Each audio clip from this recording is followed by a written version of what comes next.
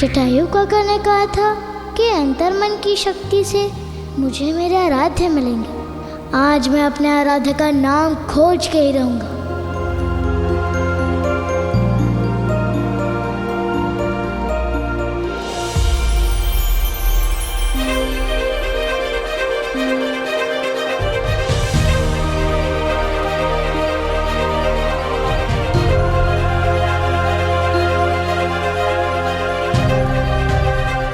मेरे आराध्य।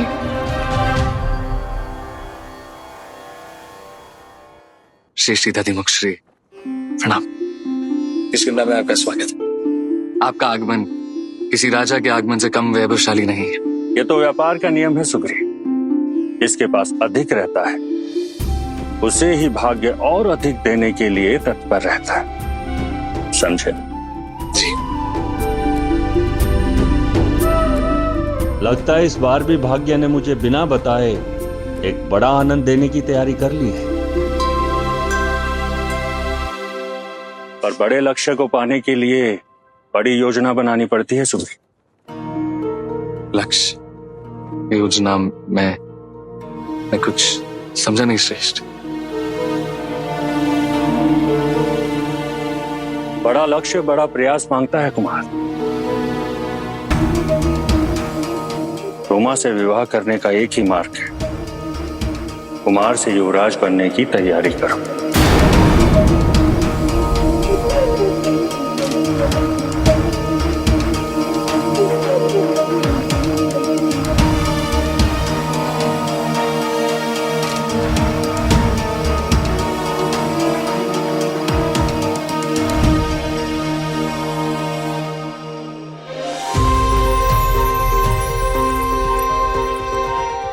जब तुम्हारे आराध्य तुम्हारे सामने आएंगे, तुम्हारी अंतरात्मा स्वयं उन्हें पहचान लेगी।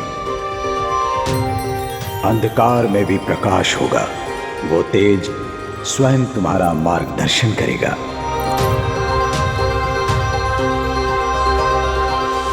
मिल गया, मुझे मिल गया, मुझे मिल गया, मुझे मिल गया, मुझे मिल गया, मुझे मेरे आराध्य मिल गए।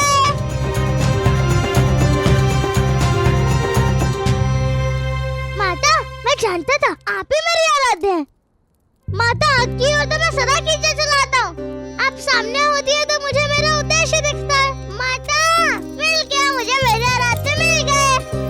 माता, माता, माता, माता, आपके नाम से तो मेरे बिगड़े काम बन जाते हैं। मेरी माता ही मेरी आराध्य है, मेरी माता ही मेरी आराध्य है। मारुति, नहीं मेरे नन्हे, मैं तुम्हारी माता हूँ, प्रथम गुरु भी हूँ, किंतु तुम्हारी आराध्य नहीं।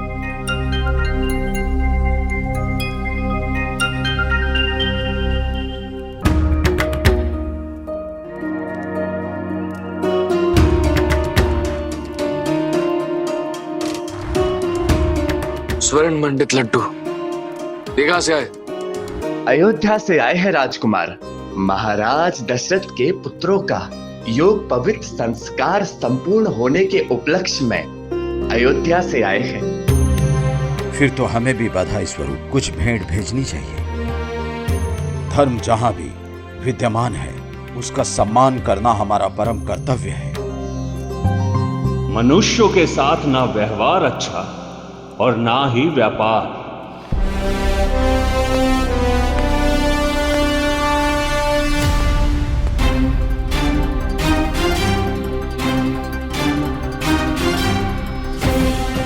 वानर राज महाराज ऋक्षराज को दधिमुख का प्रणाम।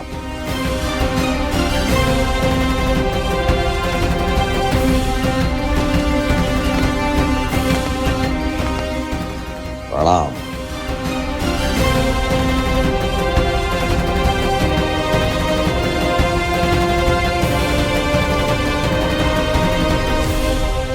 किंतु माता, जटायु काका ने तो कहा था जब मेरे आराध्य मेरे सामने आएंगे तो मेरा मन उन्हें पहचान जाएगा।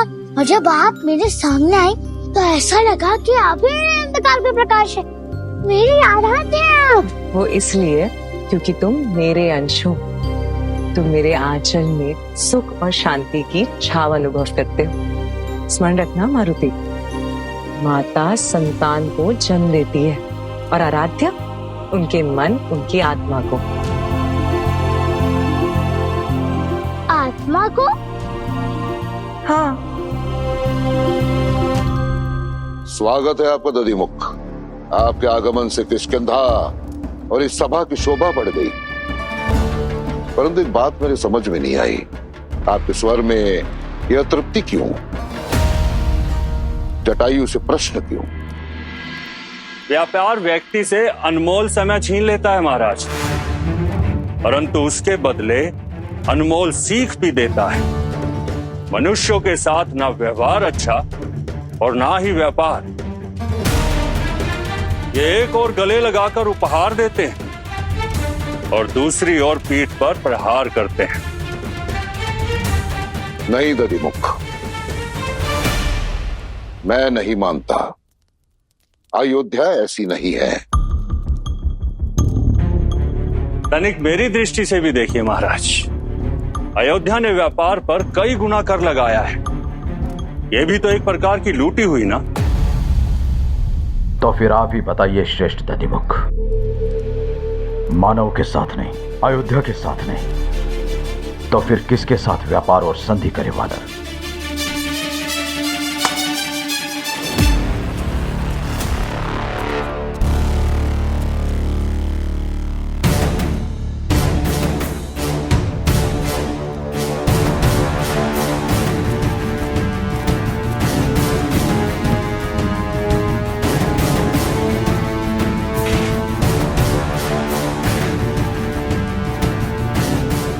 सोने की लंका के साथ।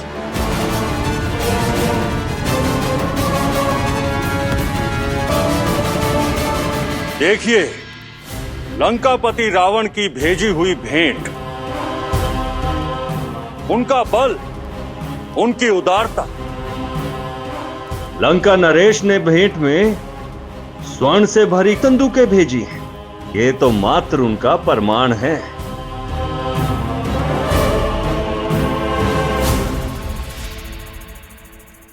जो भय से उत्पन्न हो वो उदारता नहीं, उदंडता होती है। मैं इस पथ पर नहीं चल सकता जहां स्वर्ण के चकाचौंध में और भय के भ्रम में धर्म लुप्त हो जाए। मुझे आज्ञा दीजिए।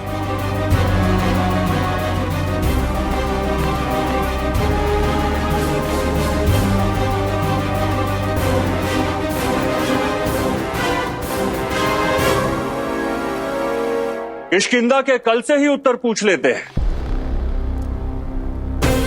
कहिए राजकुमार सुग्रीव, क्या मत है आपका?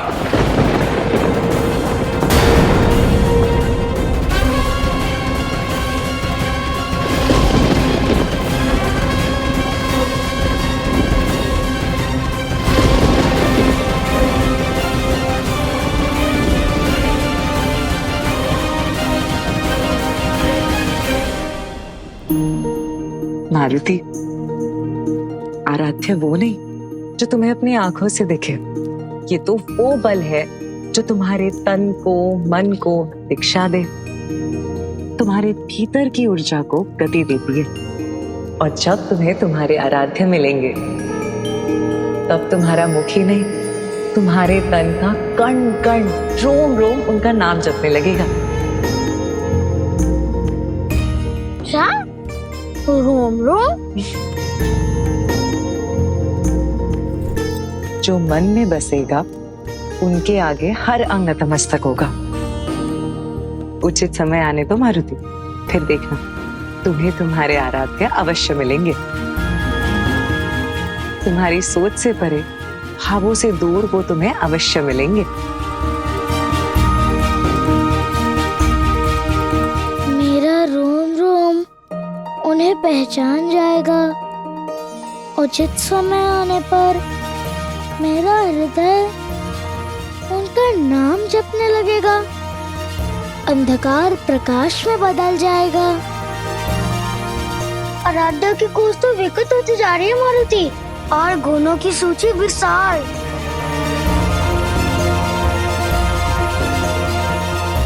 जाने कब आएगा उचित समय, कब मिलेंगे मेरे आराध्य।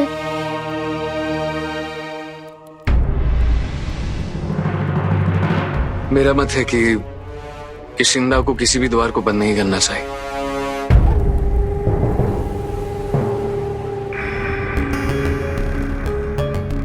विदेश नीति में सोच समझकर विचार लेना चाहिए। किसी भी एक पक्ष का आंख बंद करके समर्थन करना उचित नहीं है। अकारण किसी के साथ शत्रुता करना वो भी उचित नहीं। सहअस्तित्व से ही शक्ति है महाराज। दो नौकाओं पे सवार होगे तो डूब ही जाओगे सुख।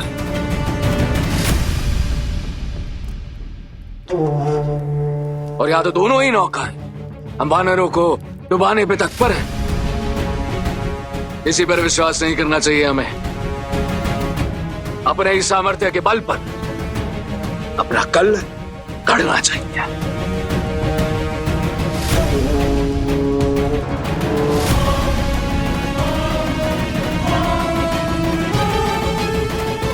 मैं मानता हूं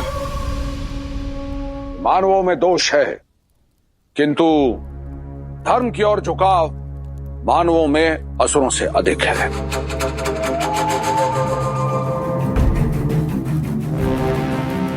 कोई भी निर्णय लेने से पूर्व हमें उस पर गहन विचार करना चाहिए।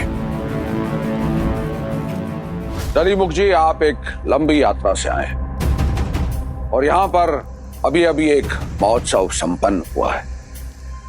आप थोड़ा विश्राम करें। अरे हाँ, आपके पुत्र के स्वागत का उत्सव था ना? कहां है वो? बहुत सुना है वीर हनुमान के विषय में।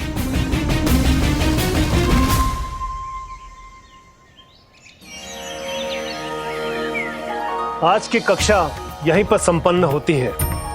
ओम शांति। ओम शांति।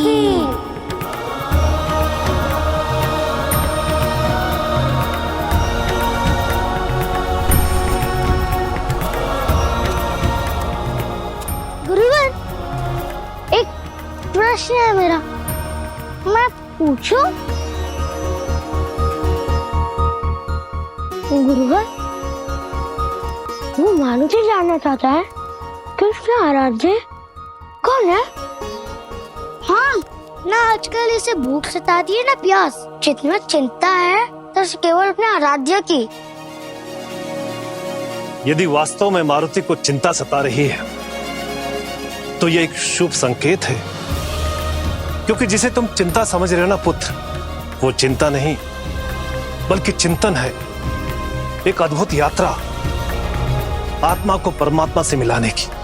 पर इस यात्रा का ज्ञाता उसमें कौन होगा गुरुदेव? मेरे माता पिता तो महादेव की पूजा करते हैं, तो मेरे भी आराध्य महादेव ही हुए ना?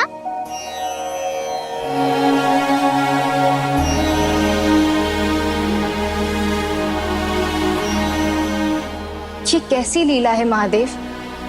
एक और हनुमान अपने आराध्य को खोजने की यात्रा पर निकल चुका है, उसका लक्ष्य अयोध्या है, तो वहीं दूसरी ओर दधिमुख किष्किंधा के द्वार अयोध्या के लिए हमेशा के लिए बंद करवाने की योजना बना रहा है। ऐसा प्रतीत होता है मानो नियति ने हनुमान और उसके आराध्य को दूर रखने का मन बना लिया है। इस यात्रा में लक्ष्य प्राप्ति के मार्ग में बाधाएं उत्पन्न ना हो, वो यात्रा कदापि अविस्मरणीय नहीं बनती। जब चुनौती के कांटे चुभते हैं तभी तो मार्ग के महत्व का आभास होता है। तभी लक्ष्य प्राप्ति के पश्चात फल भी मीठा प्रतीत होता है। यूं समझ लीजिए देवी कि ये चुनौतियां ही हैं जो हनुमान को उसकी नियति की ओर बढ़ाती जाएंगी। परंतु अभी समय है उस विशेष भेंट का। भेंट? कैसी भेंट? किससे भेंट करने वाले हैं आप?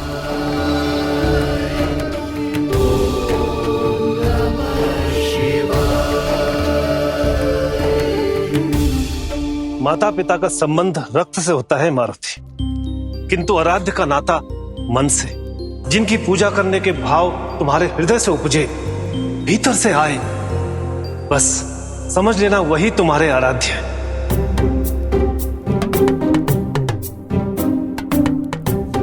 किंतु गुरुदेव, यही तो समस्या है कि अपने आराध्य से कैसे मिलूं?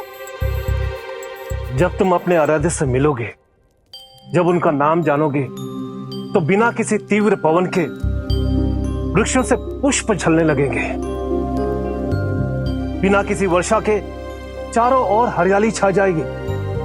प्रकृति के कण कण से तुम्हें ये संकेत मिलेंगे कि तुम अपने गंतव्य से मिल चुके हो और उचित दिशा में हो।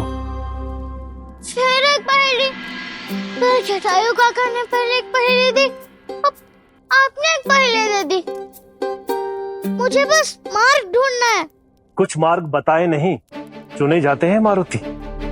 इस पथ पर चलते चलते जब तुम स्वयं को खो दोगे, वहीं अपने आराध्य से मिलोगे। कदाचित अब तक तुमने अपने आप को खोया नहीं है। मुझे पूर्ण विश्वास है कि तुम्हारे हर प्रश्न का उत्तर जटायु के पास है।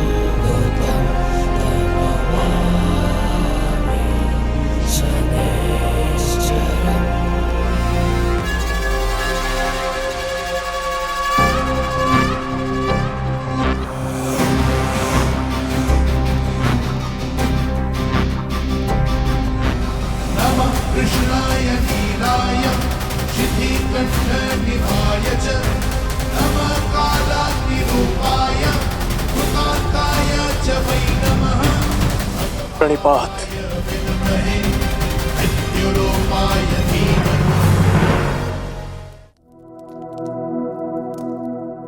मेरे आराध्य मुझ तक आए हैं, उद्देश्य अवश्य ही महान होगा। हाँ शनिदेव, समय आ गया है जब हनुमान की यात्रा को अगले मोड़ तक ले जाया जाए। कर्म फल का दान ही मेरे जीवन का उद्देश्य है महादेव। मार्ग पर लाने के लिए ही मैं मार्ग से भटकाता हूँ, और जो मार्ग से भटकने के पश्चात अपने लक्ष्य को प्राप्त कर ले, उसका बंधन और जुड़ाव अत्यंत गहरा और अटूट होता है शनिदेव।